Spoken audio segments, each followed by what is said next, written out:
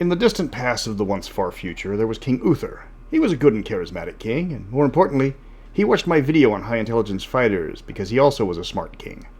He successfully broke the nation of Blackmoor away from the Chthonian Empire. He wasn't the greatest warrior in the land, but he was one of the best leaders. His men fought for him out of loyalty, but he was smart enough to know that he couldn't do it all.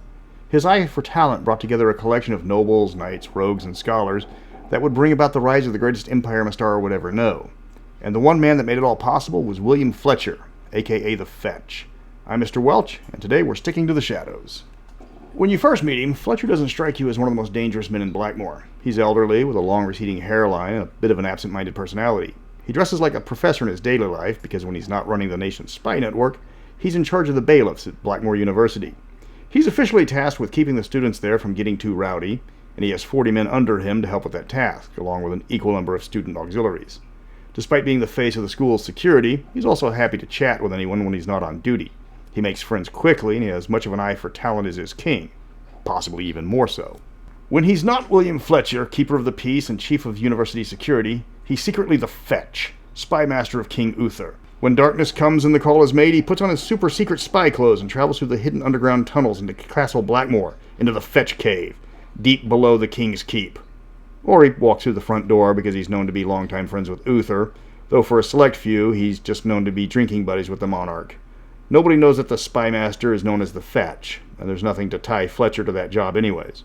What with him being a really good spy and all. Again, several dozen other people are suspected of being the actual Spymaster, and again, it's because Fletcher is really, really good at his job. This does bring up some continuity shenanigans with Fletcher's history and capability in the fluff compared to his ability scores and his stat block.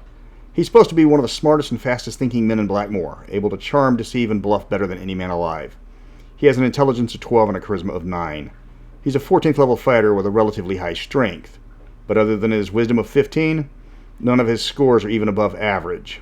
If you're going to roll anything for him in the game, fudge like Tom Cruise in Willy Wonka's shipping department.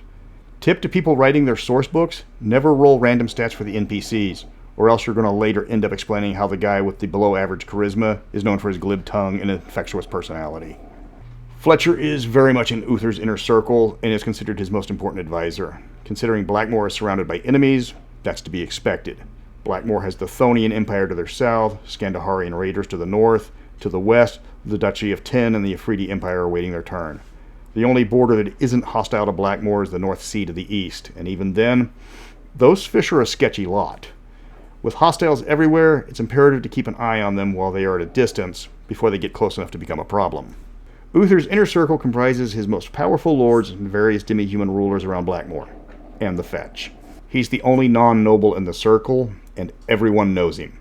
Uther keeps an audience with most of the tenured staff at the university, thus throwing off suspicion from Fletcher if any hostile power can observe the comings and goings at the castle. That's usually not a problem, as most hostile agents are caught long before they reach the capital.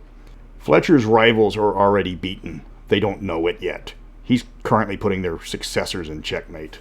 The reason for that is the Fetch's ability to recruit competent agents from all walks of life. He is far more qualified than his official job requires, as a campus cop will have none of his skills. He uses the university as his own personal spy school, with the less academic recruits being placed in the bailiffs, while the more studious recruits double as his student auxiliary. He trains them in all manner of espionage and then sends them to where they're needed the most. His best students to go on to serve the king directly as agents of the crown, while others are shipped to the border territories or even other nations to keep an eye on the enemies of Blackmoor. He's a fantastic teacher in this regard, and he has trained many of the deadliest Blackmoor assassins in person. I joked about his method of getting to the palace, but more often than not, if he wants to visit the king or if he's summoned, he goes through the back door. It's well guarded, but it's also tricky to get to, with a series of winding and narrow roads leading to it. It's impossible to follow someone discreetly because of its location, and anyone acting suspiciously will be apprehended before they get close. There are a few taverns near the rear entrance, but they're specifically there to provide secret access to the castle, and all the patrons frequenting the location are guards. That's on purpose. Nobody goes to the Drowned Sturgeon for a pint unless they're castle guards or are expected. If you don't belong, you get noticed. The Fetch's primary job is to identify possible threats from the information sent to him by his extensive spy network. He is familiar with the methods and goals of all of Blackmoor's rivals. He knows every one of his counterparts and the various hostile neighbors very well, even if he's never met a single one of them. He can identify patterns in things like food purchases, troop movements, or iron shortages. He has suitable agents ready to travel immediately if he needs more information. He's good at making guesses based on past knowledge, and his hunches are very wrong.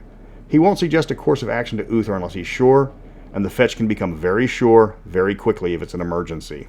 His spy network would make the Master of Hool jealous. While he is good aligned, he knows that you need specific individuals in his line of work for success. Those individuals might not be your most ethical recruits, but they are the best for the job. He does understand that these particular people also might not be the most loyal, so he makes sure that he has a plausibly deniable accident waiting for them if they try and double-cross him. His best agents are from Blackmoor. He only uses foreign agents sparingly until they prove his loyalty. The Blackmoor agents are given a thorough course in spy work, and only the best become field agents. The rest spend their time policing the university and later looking over field reports looking for interesting bits of intelligence. Because of his agent's competency, his intelligence skills, and his willingness to use any and all methods available, he runs circles around his opposition. He will recruit agents from any race, any class, and will even use the in-between worlds to recruit from outside of his own time. He knows Blackmoor will be destroyed in 1,000 years, but he doesn't know exactly when. What he does know is there are people from the distant future who will serve as the perfect spies for money. He uses these agents when necessary because time travel can mess up the timeline and all. But if you need spies that the enemy has no knowledge of, what better agents than the ones that haven't been born yet? He screens them first or sends his top agents to the future to recruit precisely what he needs. The best part is the future agents work cheaply. Give them some Blackmoor-related souvenirs and they can turn a couple of swords you can get from any local weaponsmith into priceless artifacts several thousand years later. Plus, they're disposable. He doesn't have to write a letter home to the family of the Alphatian mage that didn't make it back from the Temple of the Frog. One of the Fletcher's biggest disguises is his frugal lifestyle. He does not look like he's a top government official. He lives in his small house, has no fancy clothes or many magic items. He saves all of his money and only spends his income from working at the university. For a top-ranking government official, he doesn't live like one. He indulges a bit when it comes to fine dining and might even treat his friends to a good meal if he's feeling especially generous, but his lifestyle will not clue anyone into his true profession. If you were to break in, you would find nothing unusual about his life except for one guilty pleasure. It's not exactly scandal-worthy, but the Fletcher has one pastime he secretly indulges in. He loves to fly. A portion of his wages are spent on flying potions when he can find the time. He's the partial owner of a dwarven airship that he will take out on excursions if nothing threatens the kingdom. While he could easily afford one or even ask King Uther to supply him one for his long service in the kingdom, he has no permanent magic items that allow him to take flight. Having high-powered magic items in his possession might give a clue to his true identity or tip people off that he's more than what he appears to be. The other members of Uther's inner circle manage to schedule magic exhibitions at the college, and invariably one of the arcane professors will ask for a volunteer to help him with his new flying spell or device.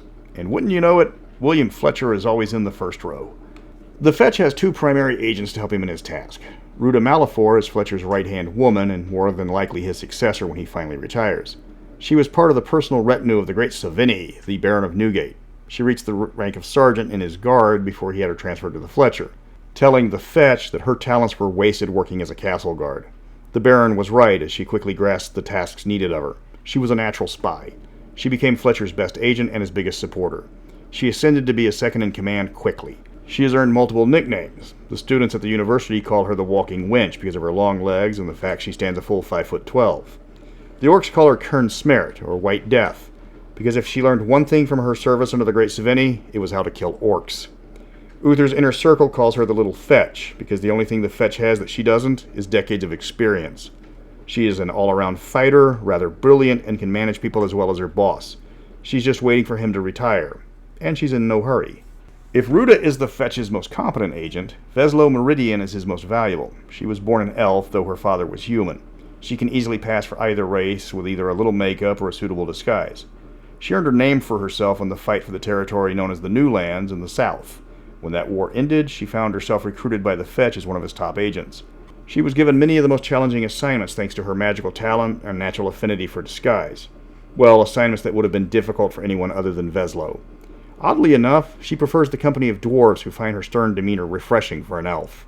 She doesn't have a lot of friends, and almost all of them are the stout folk. That's the Fetch. He is the Spymaster's Spymaster. You'll need to fix his stats. Actually, you'll need to fix all of their stats because the Blackmoor series didn't pay attention to the massive disagreement between the words and the numbers.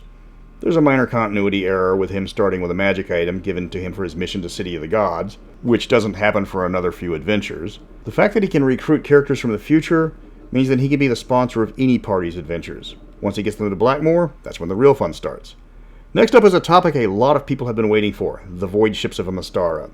Want to know why spelljammers never visit Mystara? The freezing temperatures and complete lack of air might have something to do with it, and the massively terrifying warships that guard it. Until then, fly like an eagle into the future.